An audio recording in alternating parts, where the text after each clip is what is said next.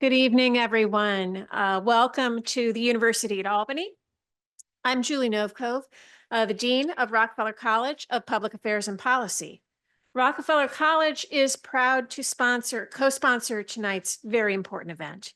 Our Department of Public Administration and Policy was founded more than 75 years ago to help returning members of the American military build a better New York State. And we remain committed to preparing students for careers in public service, although our service mission has certainly grown. Rockefeller College is an interdisciplinary and diverse community, and our mission is to equip students, leaders, and the broader public with the knowledge, skills, and tools required to craft innovative, inclusive solutions to pressing civic and social issues. Together, we are a group of scholars and teachers and students spanning criminal justice, public policy and administration, and political science who are committed to identifying and solving big substantive problems.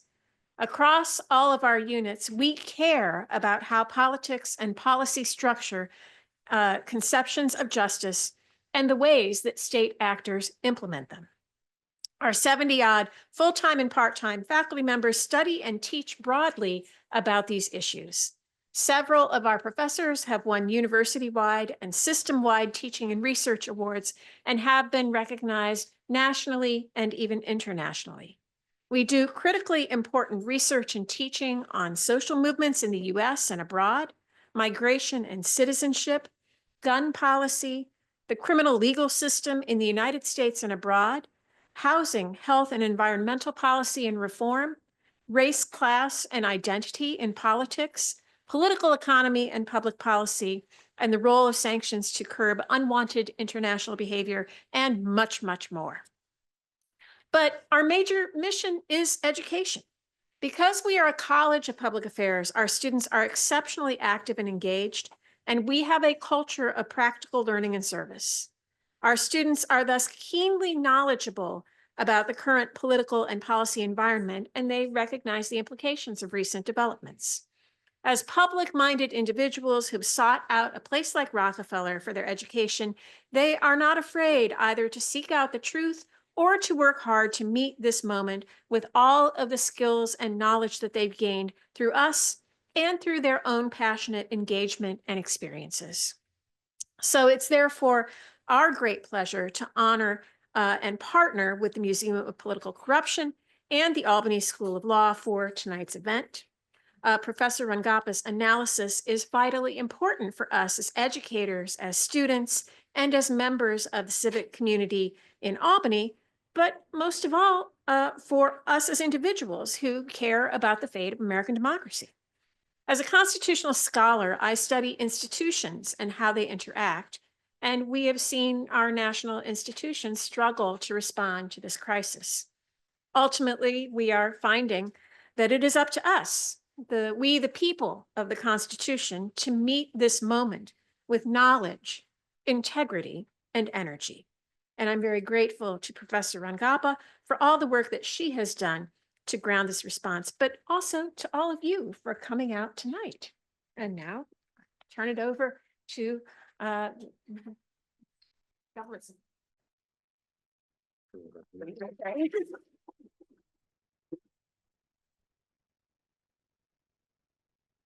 Great. Good evening. I will be very brief because you did not come to hear from me tonight. But I'm Pat Wilds. I'm the director of the Government Law Center at Albany Law School. We're obviously thrilled to be partnering with the Museum of Political Corruption and Rockefeller School to bring Asha here to Albany.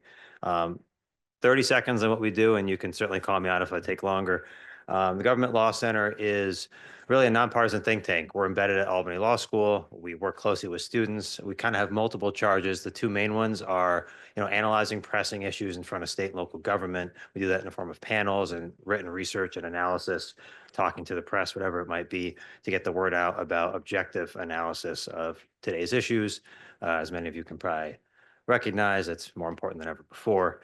Another big part of what we do is prepare the next generation of leaders and public sector lawyers.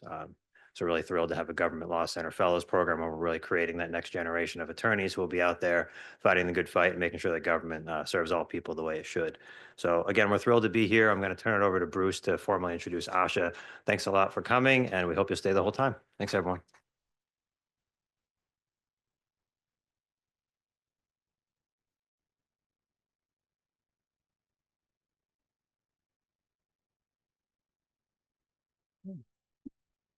Well, thank you, and good evening, everyone.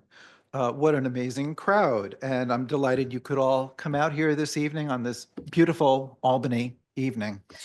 I am Bruce Roeder, president of the Museum of Political Corruption. We're thrilled to be partnering this evening with the Rockefeller College of Public Affairs and Policy and the Government Law Center at Albany Law School for tonight's special presentation on the mechanics of complicity. The Museum of Political Corruption is a nonprofit, nonpartisan organization, and we're proud to stand alongside our co-hosts in advancing public understanding of the essential roles that government, law, and education play in strengthening our democracy. We promote these values through our many educational initiatives, our Disrupt film series, the Nellie Bly Award for Investigative Reporting, and our expanding collection of exhibits, all featured in our online museum. We're also excited that this fall we'll be launching guided virtual tours specifically designed for middle and high school students. As we've expanded our reach, I was delighted that our important work came to the attention of tonight's guest speaker. You see, a few months ago, we sought to honor President Carter by posting a quote he had contributed to our Reflection on Ethical Leadership series. His message was simple yet powerful. The root of ethical leadership is to tell the truth. I was gratified that Carter's quote resonated with Asha, as I believe it should resonate with all of us, especially in today's environment, where the truth is too often sacrificed for political gain. So as we pursue our vital mission in these challenging times, I'd be remiss if I didn't take this opportunity to ask for your support. So please, you can offer assistance by visiting our website at museumofpoliticalcorruption.org. And now, it's my great pleasure to introduce someone who needs little introduction. You likely know her from her insightful commentary on CNN, MSNBC, NPR, and APC News, or from her wonderful podcast, It's Complicated, which she co-hosts with Renato Mariotti. Please welcome former FBI special agent and a senior lecturer at the Yale University's Jackson Institute for Global Affairs, Asha Rangappa.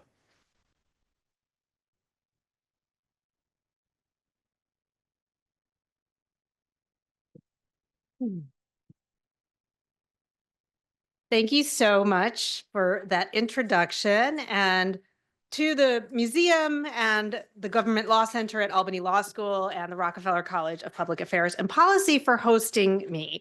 So indeed, Bruce and I started communicating about that Carter quote, and I said to him, I've been thinking about this for a long time, and I kind of have this idea that I've been working on about complicity. And so I hope that, this talk will be increase everybody's understanding. Now, I've been thinking about complicity and how and why it works for the last 9 years. You'll never know why, but anyway, as a former FBI agent, I like to find patterns. And in particular, as someone who conducted foreign counterintelligence investigations and then spent 12 years as a gatekeeper for the legal profession as the Dean of Admissions at Yale Law School, I like to try to look below the surface and figure out what makes people tick. And what I've learned in my research and observations is that complicity is both a pattern of behavior and an organizational system. And that's what I want to talk to you about today. So my goal today is to offer you 3 big takeaways. First, I want to give you a framework for understanding why people become complicit in misconduct, corruption, and illegal actions. And I hope that what I illustrate will give you a new way of thinking and a new lens through which to understand your own lives, your organizations, and your professions. Second, I want to suggest a solution that can be applied in any context to protect against complicity or to correct for it if it's already taken root. And then finally, I want to touch on how complicity works in government and the ramifications to democracy when that happens.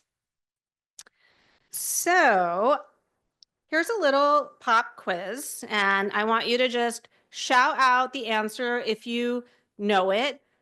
I want you to tell me if you recognize these people.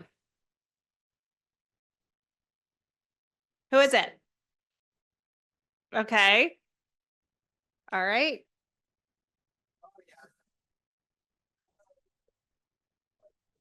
Okay.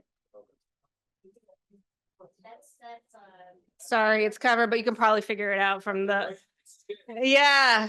Okay. This one's a little bit harder. All right. Excellent. I'm gonna go through them. Any recognition? All right, they're getting harder. What about this one? No. So the first is Elizabeth Holmes. She was the CEO of Theranos. She was convicted for fraud.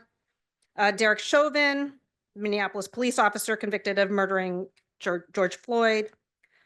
Jeffrey Epstein, that's his chin, you probably recognize that. He's the billionaire who ran the sex trafficking Ponzi scheme, was arrested for sex trafficking and died in prison.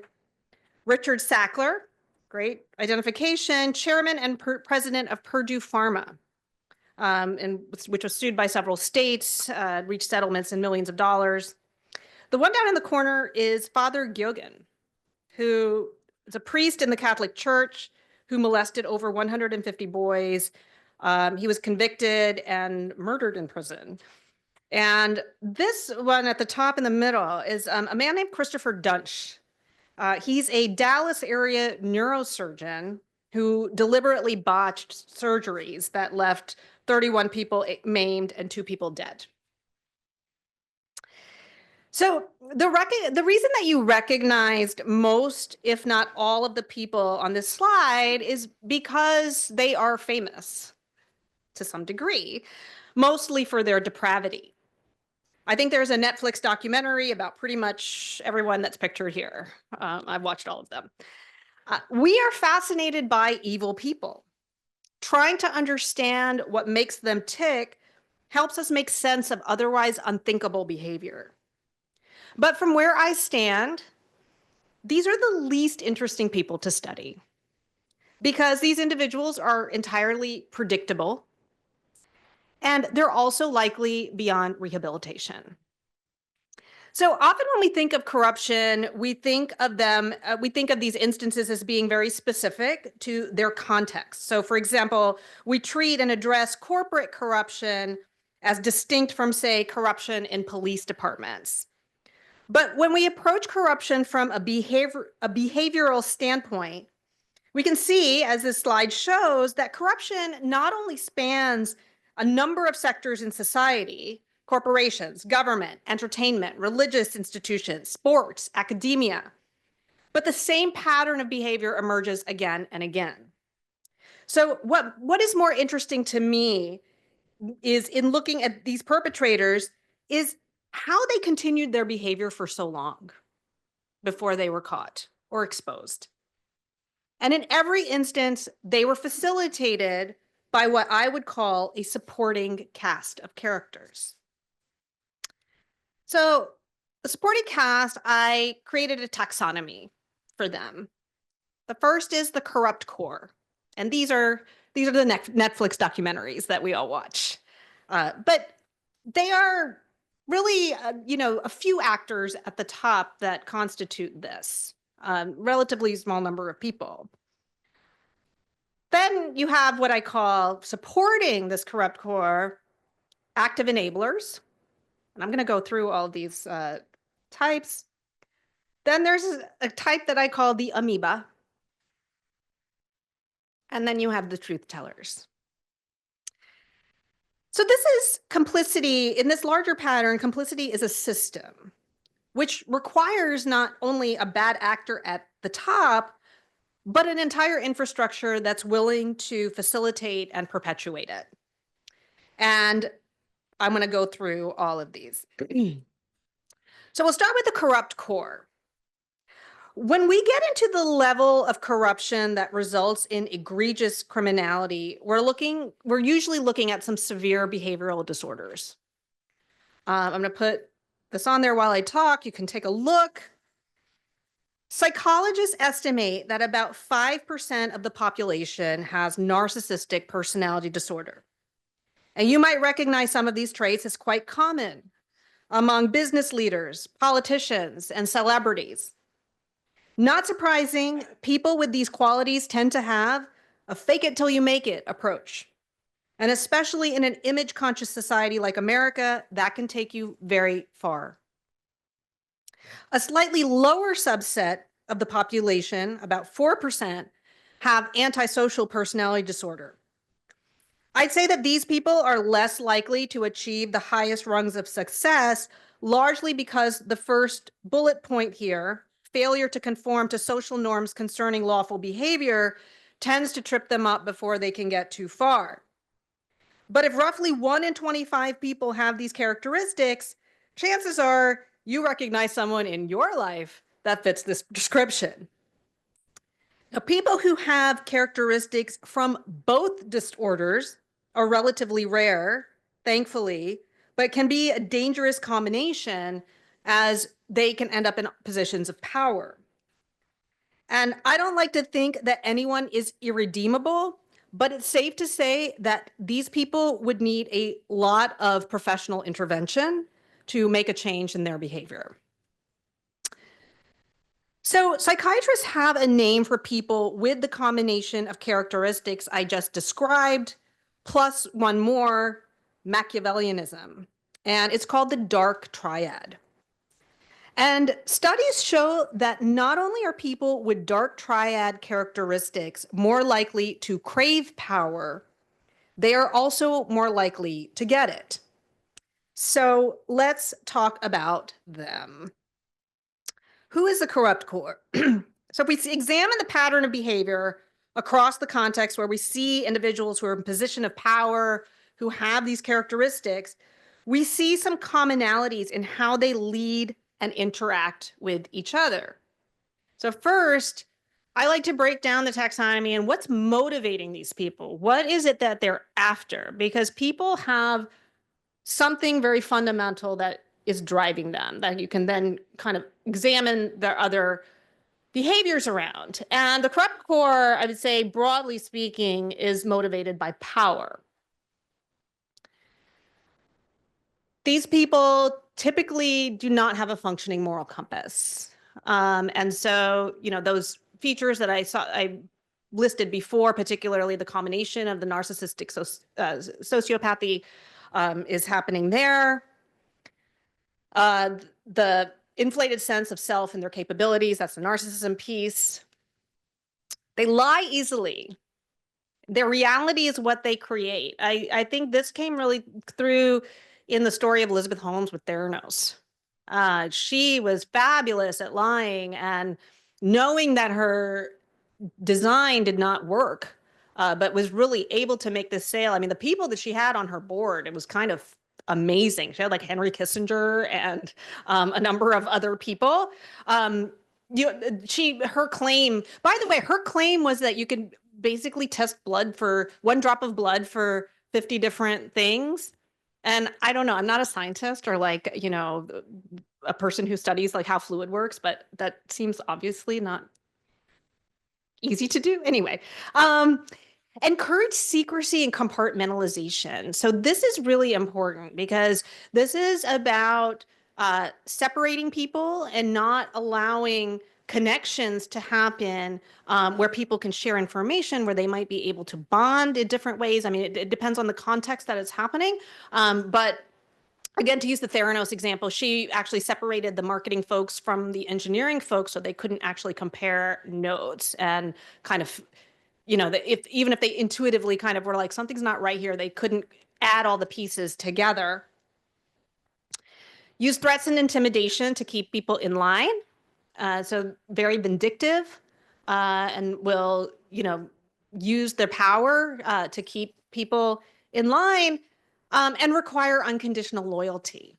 So loyalty is a very key feature here, and we'll come back to that later. So let's see how this plays out in a particular context. Systems supporting sexual misconduct is probably one of the easiest contexts to see complicity at work, because it's almost textbook across different people. I have Harvey Weinstein here, but Larry Nassar, Bill Cosby, you can add P. Diddy here, who just got indicted last fall. Particularly with Weinstein and P. Diddy and Bill Cosby, they had women brought to them by their own staff. Weinstein had women brought to him by his staff ostensibly for casting meetings, even though the people who were bringing him victims knew that his intentions were sexual and that the victim didn't know that that's what she was getting herself into. Numerous individuals who worked with him were aware of his behavior, even if they weren't the ones delivering the women to him. And yet he was celebrated. He won Academy Awards, and attempts to expose his behavior were quashed by those around him. He quashed an NBC News story. So Ronan Farrow's Catch and Kill talks about this. And, so people at NBC were afraid to cross him. And this is sort of the power play here of being able to use the power to keep people in line. Ronan Farrow was finally able to publish a story in the New Yorker. But we see the same type of supporting cast that existed in the case of Bill Cosby, that included staff, it included agents, included lawyers. With Larry Nassar, the coaches knew, the U.S. Olympic Committee knew, even the FBI knew what was going on. So let's talk about those people. So when I was in the FBI, one of our main jobs was to recruit people, ideally foreign intelligence officers, to work for the United States. So basically, we were looking for someone to commit treason. The first thing we did was to spot and assess a suitable target for recruitment, which meant that we looked for vulnerabilities. That's the intelligence lingo. And this gets to what motivates them, what drives them, what do they want? One of the acronyms we used for the main vulnerabilities that could be exploited was MICE, which stands for money, ideology, coercion, and ego. There's also another version of this that includes revenge. It's called crime. So that's coercion, revenge, ideology, money, ego. I've taken coercion out of the mix here because coercion involves a different psychological process, but an attachment to any of the others made someone ripe for exploitation. And these, by the way, are the factors that we screened for suitability on the FBI's end. So when the FBI does background checks, or when it did background checks, there's a mnemonic that the FBI uses. It's called Carla F. Bad. And so when you go do interviews, you're looking for character, associates, reputation, loyalty, ability, finances, bias, alcohol and addictions, and drugs. And so you know to cover all of those areas because those will get you to some of these vulnerabilities if someone has it, which then makes them unsuitable for a position of public trust, precisely because someone on the other side can then recruit them and, give up all our secrets. So I call these people active enablers. Let me put the other things on there and we can go through that. Because though they may not necessarily be the leaders, they see corruption or misconduct or illegality, I'm using corruption broadly here, as an opportunity to get ahead. One common feature is a very strong identification with either a person or an institution or an ideology, and the impulse to put them ahead of all other considerations. So one example here is Cardinal Bernard Francis Law, who was the one responsible for reassigning Father Giogan to a different parish every time a complaint would arise. And his primary loyalty was to the institution, which was to the Catholic Church. And we see this often in kind of institutional settings. So it's something to pay attention to, but he wanted to protect the Catholic Church from scrutiny. The Dr. Dunch that I showed before, the Dallas area neurosurgeon, same thing. The hospitals, though they knew he was deliberately botching these surgeries, they would just quietly pass him to another. They would take his operating privileges, but allow him to go to another one because they were protecting their hospital. They didn't want the bad PR that came with exposing it. What we see in these individuals is a high capacity for something called moral disengagement in order to resolve something called cognitive dissonance. And I'm going to explain both of those concepts. So first, let's understand how kind of people make decisions and how it impacts their cognitive processing. So imagine two people who are roughly the same in terms of their abilities and values, and neither has particularly strong beliefs about cheating. They're given a difficult test, which they know will be critical to their advancement. They face a question that stumps them. They have an opportunity to cheat by looking at another person's test. Someone who knows the answer. What do they do? So this is a moral dilemma, ethical dilemma. For both of these individuals, it could go either way. They're both similarly situated. There's a cost to either choice. On one hand, you can give up your integrity. On the other, you can give up your chance for advancement. And each one makes a different choice. So, let me go back. 1 week later, how are they thinking about their choice? The pyramid of choice suggests that, and this, by the way, this is not my model. This is from Carol Tavares and Elliot Aronson. There's a great book called Mistakes Were Made, Not by Me, and she talks about this and other self-justification strategies. But the pyramid of choice suggests that not only will these individuals find a way to justify the choice they made, but they will believe that is always how they saw it. And the two individuals end up at positions farther apart than when they started, and they're each convinced that it's the only way of answering the dilemma. So to the extent that the person who cheated is feeling kind of bad, they'll rationalize it by saying, well, everybody cheats, everybody was doing it, this is, it wasn't such a big deal.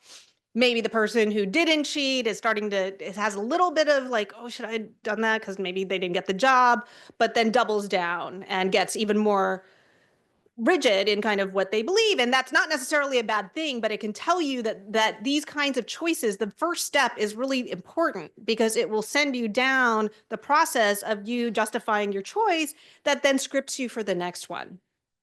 And so you can either strengthen your moral compass or you can start going astray. And by the way, to go back to the counterintelligence context, this is basically illustrates the model that we used in recruiting individuals. The idea was to get them started down the path with something small. So even if we saw some vulnerability, it wasn't like, hand me over your classified information, from the first meeting. Once we would ask them for some small favor, maybe even something that wasn't illegal, but wait to see if they reported it. And once they did that, and they justified it to themselves, it was then easier to ask for the next thing and the next thing. And you continued this process until the target had crossed a path of no return, and they had rationalized their behavior along the way. So, my job as an agent was just to help them continue to feel like this was their own choice and that there was nothing wrong with what they were doing. So this process of self-rationalization, those two people who went down that pyramid of choice, they both think that they're moral, good citizens. The person who cheated does not think that they're a bad person. Okay? That's the reason that they're doing the justification. Mark Twain said that the test of a true genius is the ability to hold two opposing concepts in one's brain without going insane. And what he's getting at is that it's incredibly difficult psychologically to maintain the tension between two opposing ideas. Our brains want to resolve that tension by creating a narrative that comports with our self-image. So active enablers don't sit too long in that state of tension. They're driven by that motivation, that opportunism, the ambition, the wanting to get ahead, and they quickly come up with a rationalization that will comport with who they believe themselves to be, which is, a good person, ethical, morally upstanding. So they are not, sitting there feeling conflicted. And this gets to moral disengagement. The theory of moral disengagement is that our minds can create justifications for our actions, and we can get very creative. And here are some that are quite common. So the first three, moral justification, basically the ends justify the means. You get the outcome you want, and so it's acceptable for whatever you did in between. These first three all recharacterize behavior to make it feel less harmful or justified. Euphemistic labeling is basically putting a better sounding label on it so that it doesn't actually convey the moral implications of it. Enhanced interrogation techniques sounds better than torture. Advantageous comparison is basically choosing something that this is not as bad as. The number 4 and 5 are self-justifications that remove the actor's own agency. So displacement of responsibility is, not my problem. I'm just doing my job. The logical conclusion of that is the just following orders piece, is when you absolve yourself of responsibility. Diffusing responsibility, the responsibility is just not placed anywhere. It's not yours. It's just and the buck doesn't stop with anyone. And in fact, studies of the Challenger explosion in 1985 found this to be the case, that the people who were there was no responsibility. Nobody took ownership of who was supposed to look at the O-ring and make sure that it was working. Everybody kind of was like, not, pass the buck, but I don't really know who was supposed to do it. The last 3 cognitive hacks, as I like to call all of these, the individual reframes the effects of their actions by minimizing the consequences. So distortion of consequences. Example here is the lost cause narrative recharacterization of slavery, that the slaves liked it. They were treated well. It wasn't that bad. And that's a very common reimagining of that period that comes out of the Reconstruction period. Dehumanization, I think we have seen that in a lot of different contexts. Rwanda, this was the Radio Rwanda every day calling, the Tutsi, thank you. I never can remember which one it was, but cockroaches and snakes, often pestilence, pests, and that's an attempt at dehumanization.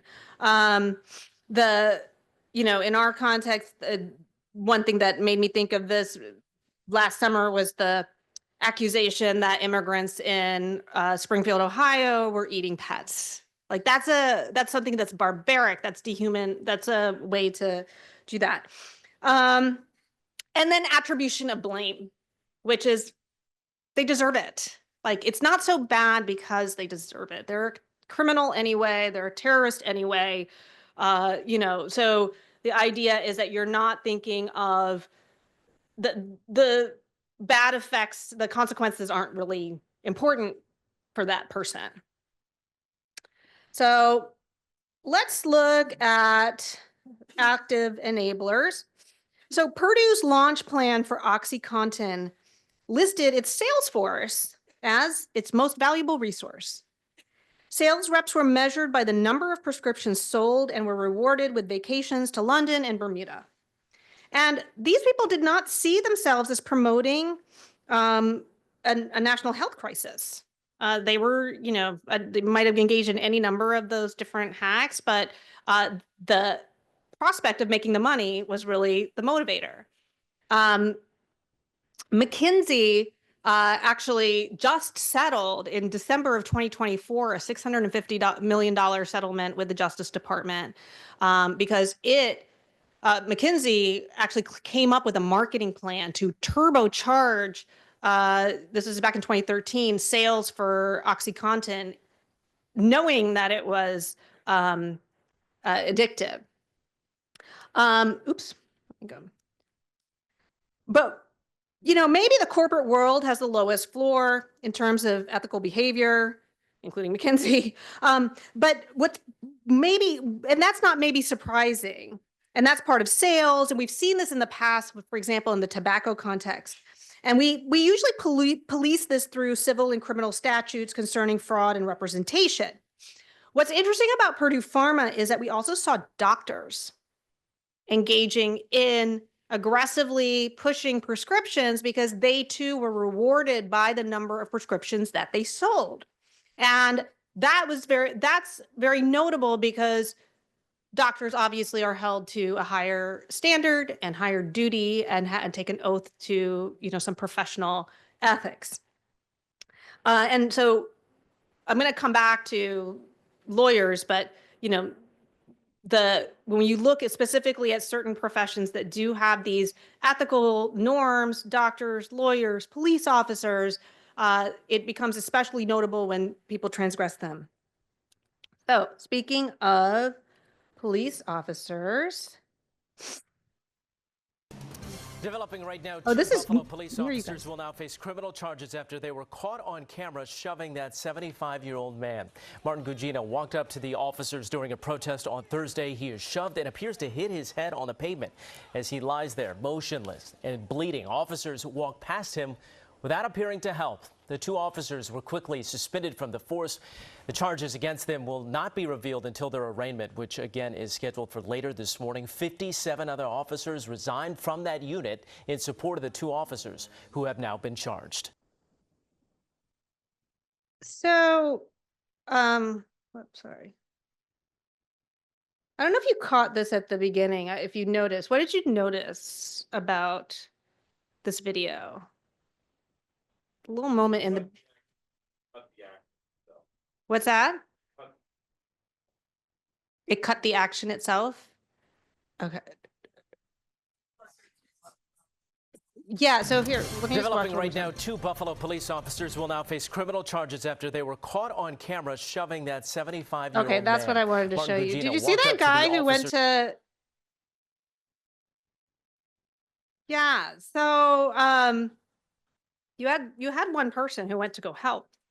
Like I pushed him forward and the rest of them went, and I don't know if you heard the last part that the two officers who pushed him were suspended, and then the entire rest of the force resigned, or like not entirely, 47 other people resigned in support of the officers that engaged in that behavior.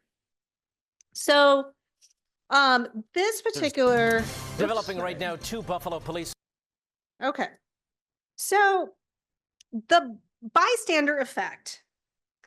So the bystander effect is when people take their cues from social norms and are heavily influenced by what the group around them is doing. Unlike active enablers, these are individuals who find it difficult to resolve the cognitive dissonance, but are also too afraid to rock the boat because of pressure to conform and the fear of being ostracized or punished. So just, to give one example here, this is Derek Chauvin. There's two officers here who are also pinning this down. Then you got this officer here who's standing there, basically standing there, making sure nobody intervenes. I'm very fascinated by what was the thinking of these three people, more so than Derek Chauvin, who to me seems like a sociopath. So I think law enforcement in particular has this highly conformist culture. And I think you can see in that scene where the officer goes to help and then is pushed forward, he doesn't resist, like he goes along. He knows that what's expected is just to keep moving.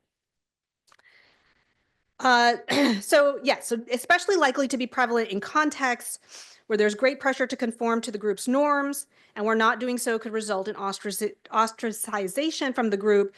Police departments, also fraternities, are major loci for this kind of thing.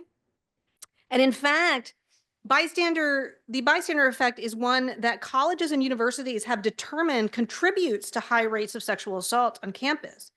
And there are students who often can or do say something or do something, but don't. And so what you now see is more of a push to create bystander intervention training to counter this, which is to change the norms and to essentially equip people to overcome the fear. Which brings me to my favorite type, the amoeba. So the amoeba, I think, is the most fascinating profile in the system. And I call them amoebas because they're shapeshifters. They conform to whatever is around them. If they're actually around strong ethical norms, they will go along with that.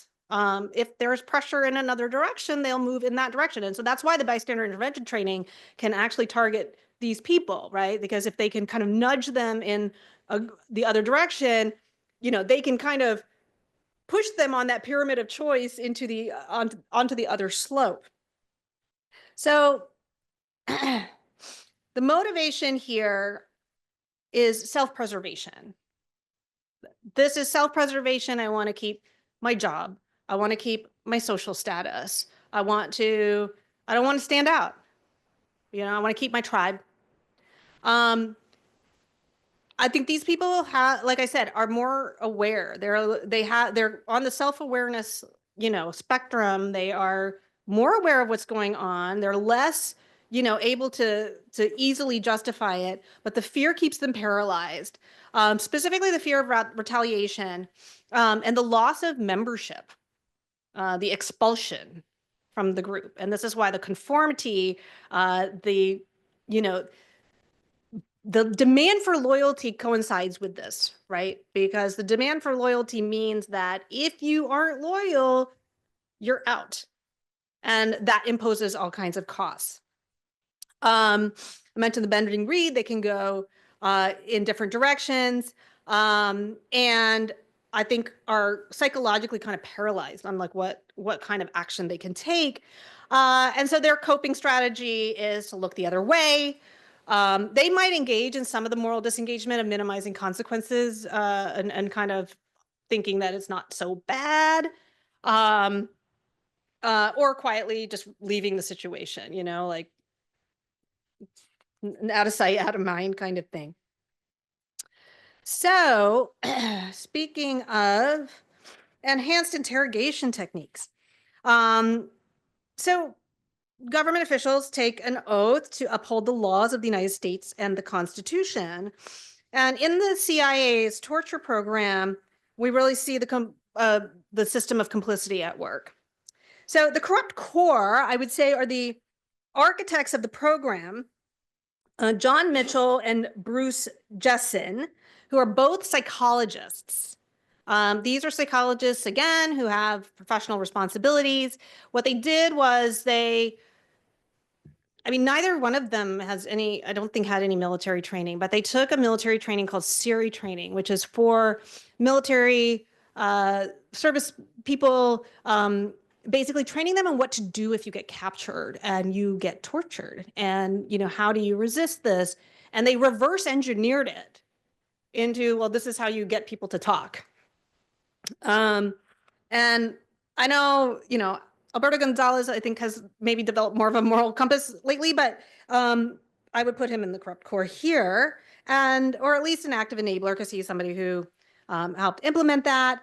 And John Yoo, Deputy Assistant Attorney General, I would say, is an active enabler who wrote the legal justification for enhanced interrogation techniques. And he was later investigated by the Office of Professional Responsibility. How many law students do I have in here? So yeah, you should read his memos, him and Jay Bybee's memos. I teach them as basically as example of legal sophistry. It's like, you feel like you've just gotten lobotomized after you read it, but it makes sense when you read it. And let's see. And so the program trickled down. So these are the people who are actively involved in designing it, justifying it, implementing it, but it ends up happening like many degrees removed from them. And it trickled down from the CIA to black sites, CIA at black sites to the military prison at Abu Ghraib, which is where these photos came from. And some of you might be too young, but some of you probably remember, I think it's 2006 when they were exposed. And these are people who witness this every day and did not do anything. This quote, which I found from this article, I think perfectly encapsulates it. It just happens and happens. You lose track of time, and it's like you're in a big warp. And that's kind of, I think, encapsulates the amoeba mindset. Okay. So, parrhesiastes.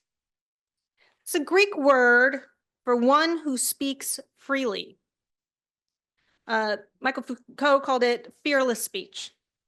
And a parrhesiastes has 5 characteristics. First, they have a duty to tell the truth. Second, they must be frank. They must tell all that they know, speak all the truth.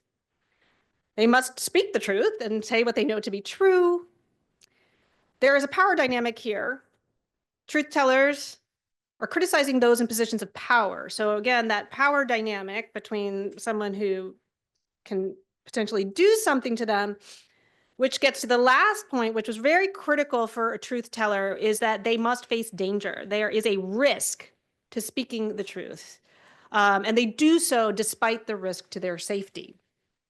And, we've seen this in very, famous contexts, people who changed things dramatically, Gandhi, Mandela, King, and these are people who spoke truth to power. They faced a lot of risks for themselves and their persons, but they also exist in ordinary contexts. I'll show you some in a second, but here are kind of the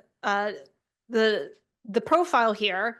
The truth teller's motivation is a duty to higher principles, not to loyalty to the institution or to a person or to ideology. It transcends that. Truth, integrity, fairness, humanity. Less constrained by tribal loyalties. These people are not as afraid. They're kind of, I won't say they're loners, but they're willing to go their own way. And willing to lose, the people that are around them. The third thing is really important. They have a sense of agency. They believe that what they do will have an impact.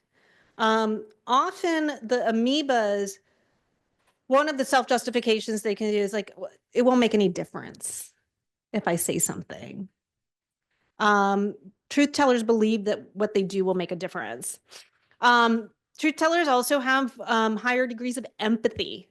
They are other regarding, and so some of those moral justifications don't work on them because they can't minimize the impact that something is of what's happening on other people, or justify it or minimize it. And of course, they're willing to undertake personal risk or pay a price. They're willing to lose something that they hold dear. And to be clear, this doesn't have to be like your life. This can be your job. It can be your social status. It can be those things that often keep the amoeba held in place. And we see this in a lot of ordinary settings. So up here at the top, we have Tyler Schultz and Erica Chung. They are the ones who basically blew the cover on Theranos, and actually endured quite a lot of retaliation from Elizabeth Holmes and her lawyer. What's his name? Famous lawyer. Yale Law School grad. It'll come to me. Ali Soufan is an FBI agent who exposed the CIA's torture program. We have Frances Haugen.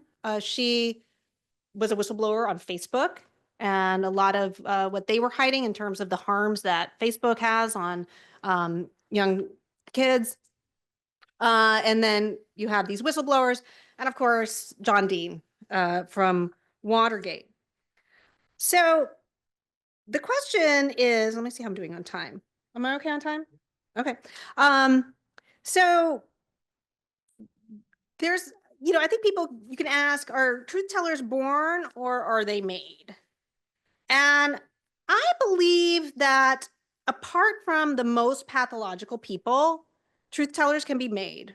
And that people who are even actively complicit can be reformed. And, I think the profile of Oskar Schindler is really an interesting one, because this is someone who started out with the motivation of, I'm going to make money, probably had some moral disengagement strategies, and then over time developed that awareness and the willingness to sit with that cognitive dissonance of, I can't be the person that I think I am if I'm still going along with this, and actually then takes action in the way that he can to save the people in his orbit. So how do we flip this system around and make it one that's led by truth tellers? And how do we incentivize and nudge amoebas specifically? I think active enablers can become truth tellers. I think John Dean is another example of that. This is someone who was actively involved in the Nixon White House and kind of undergoes this transformation. It's harder because they're a little bit more entrenched. I think the amoebas are kind of a sweet spot. You can kind of get to them a little bit easier because they're already grappling with it. And underneath the screen here, it just says loyalty to a person, I think is what it says. So how do we do this? So I think you need three things to basically both change someone and to change behavior and change a system. So first, you need a clear code. Merriam-Webster provides this definition of a code: a set of rules that are accepted as general principles, or a set of written rules that say how people in a particular organization or country should behave. And I'm going to go into these in more context. Second, you need an enforcement mechanism, something that ensures compliance with the code by monitoring, investigating, and determining violations, and imposes penalties for them. Importantly, this enforcement mechanism must be independent. Finally, you've heard the saying, sunlight is the best disinfectant. So you need a channel for sunlight. And this is an avenue that allows for unimpeded transmissions of information, of violations of the code, to reach the enforcement mechanism. And when you see a system of complicity, I will posit to you that one or more of these components is either missing or it has been compromised. So I have like a little very basic graphic here of how I think this fits together. So I think the code is sort of the backbone, which is here vertical column. The enforcement mechanism is the umbrella, which oversees the code. And then you have a pathway for sunlight. Now, I think that this is happening at several levels. In other words, preventing complicity is multi-layered. It is happening at an individual level, it's happening at an organizational level, and it can happen at an industry or professional level. So at an individual level, we're talking about our own internal cognitive processes that I just described in terms of those individual profiles. So your code is your principles, your values, your beliefs. Your enforcement mechanism is your conscience, your willingness to sit with the cognitive dissonance and decide and to feel what you're trying to avoid to feel usually when you're engaging in the moral disengagement, which is to feel shame and guilt or remorse or regret, those things that are really uncomfortable, but to sit with that, that's your conscience at work. And then the sunlight gets to the courage piece of this. This is the truth tellers. What they are doing is actually bringing things out into the light, all of these people that we talked about before. But at an organization and institutional level, you have a code, you have policies about conduct and behavior. You have enforcement in terms of internal oversight, disciplinary committees. You have reporting channels for complaints. And then at an industry or professional level, you have ethics codes, professional responsibility codes, regulations. Enforcement are your licensing bodies, agencies, government oversight. And the sunlight is grievance processes, whistleblower hearings. So these are all operating at the same time. And if we had more time, we could go into more detailed case studies. But I think the case of Sam Bankman-Fried kind of illustrates this. Sam Bankman-Fried perpetuated a massive fraud on his investors and customers through his cryptocurrency company. So at an individual level, there's a great book called Going Infinite by Michael Lewis. I highly recommend it. He had a code. The code is a philosophy called effective altruism. Effective altruism says you should make as much money as possible so that you can give it away. Look, I'm not a moral philosopher, okay, but this is a code that has a high potential for going awry. Okay. And it did in this case. And, you know, I only know what I read about him in Michael Lewis's book, but I don't know. I don't know that he had much of a conscience. And obviously he was not being transparent about what was happening. So the whole individual thing is messed up, but you know, there were also just literally there were no policies at this company that he was running. No oversight internally. What he was doing was he was selling his own cryptocurrency, telling people that it was basically like available and liquid for anyone, which is kind of very different in the cryptocurrency world, which I think is made up money anyway. But so people were like, oh, okay, my money's safe. But then he was using it to then invest in other cryptocurrencies. And so with another company that he owned, and what he used as collateral was the same cryptocurrency that he was selling in the first one. It's like a very weird Ponzi scheme, basically.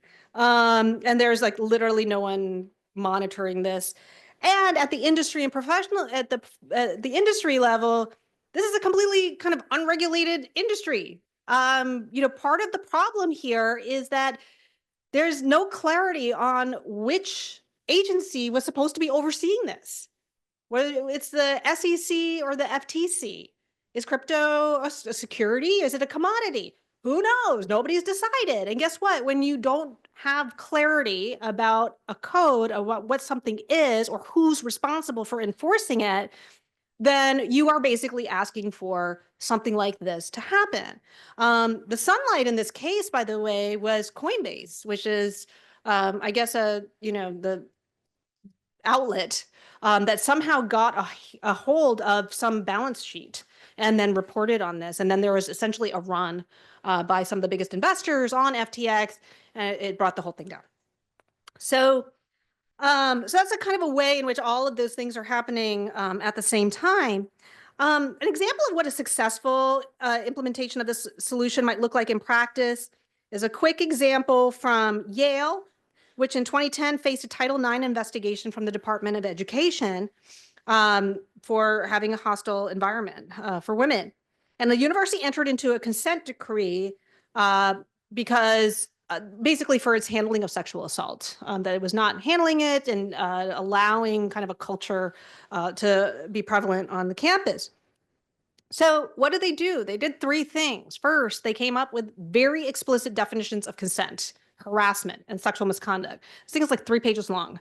And it says what consent is, what it isn't, when you can give it, which did not exist before. It was sort of like understood, like everybody knows what consent is. No, clearly not. They came up with a system. Every school and department had its own disciplinary system, which created conflicts of interest because if, you have some of those institutional biases of wanting to protect, if it's a law school, well, we don't want the law school to, so we're just going to bury this under the rug. Independent system, university-wide, consolidated everything with independent fact finders, clear processes, and accountability mechanisms. And then it created confidential reporting channels with an absolute prohibition and consequences for retaliation, which could become its own violation. And then transparency in terms of reporting to the community, how it was being effective. And so you can see over time, the numbers, you see this, the numbers of reports go up. But I think that's because you now had a reporting channel where people believed they could overcome some of the fear of doing that. And then you see the numbers start going down, which is, I think, where the code actually begins to be internal, like change the actual culture of the institution, which wasn't going to happen overnight. So finally, let's just quickly get to the government. So this famous Shakespeare quote, typically used as a dig against lawyers, is almost always taken out of context. In the scene in question, Dick the Butcher is warning Jack Cade, who is leading a rebellion against King Henry, that the obstacle standing between them and their coup are lawyers. In 1985, Supreme Court Justice John Paul Stevens summarized the meaning as follows, quote, "As a careful reading of that text will reveal, Shakespeare insightfully realized that disposing of lawyers is a step in the direction of a totalitarian form of government." So why are lawyers, why are they so important? Well, let's talk about the three components that we talked about before and how they manifest at the governmental level. And it's pretty straightforward. These are things that we're talking about all the time. The code, obviously, is our laws and the rule of law.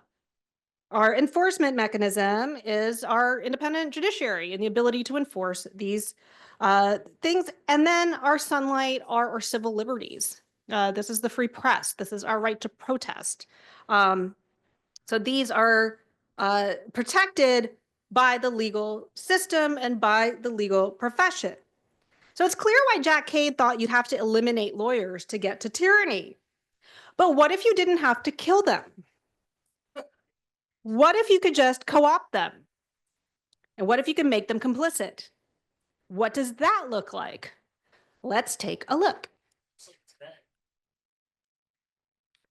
So as part of my research on disinformation and its impact on democracy, I've studied the authoritarian playbook.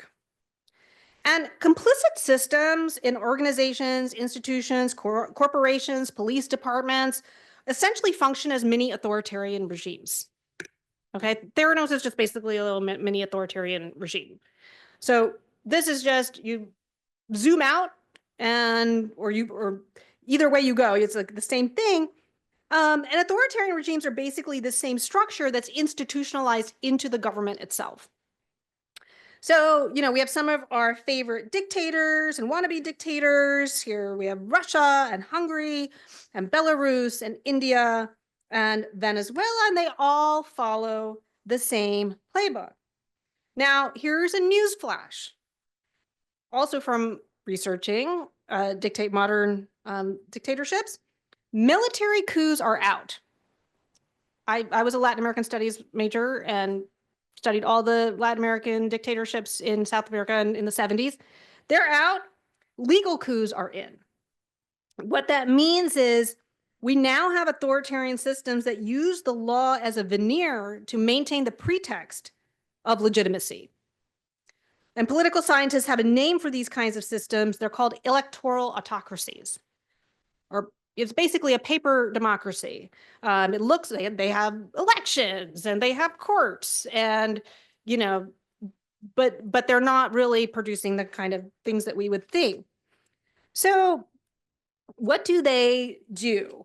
There are two big legal transformations. First, the rule of law, that code, that pillar is dismantled. Norms are ignored and trampled upon. Laws and even constitutions are rewritten, and violators of the law are not held accountable. Then the second is that the enforcement mechanism is co-opted and weaponized. Active enablers and amoebas are placed in positions of power, and investigations, prosecutions, and court decisions are used to punish opponents. Elections are held but are neither free nor fair. And then these are accompanied by some of the same tactics that we see authoritarians use again and again in order to keep the channels of sunlight from working. So silence or retaliate against truth tellers, control information channels, you tamp down on the press. And basically the truth telling is punished. So I'm going to start winding down on that note, because I'm not really sure, I don't really have good news on this front at this moment. But, I think our challenge is, what does the system look like if it's designed in a way that doesn't facilitate and support corrupt behavior? And, kind of the way I envision it is you flip the triangle upside down, right? As you want the infrastructure to consist mostly of truth tellers. And, you might have some amoebas in there, but again, they're going to go in the direction of least resistance, which if it's led by principles and people that are willing to maintain their code, then you're going to overall, you might still have some bad actors, but they're going to be largely just a small portion and ideally weeded out. So on that note, I'll put this, there's some recommended readings if you are interested in taking, there's a lot more here, but just this is kind of a good start. And I'll take some questions. Are we way over time? Okay. Okay. And I'll put these up so you can kind of just, yeah. There's a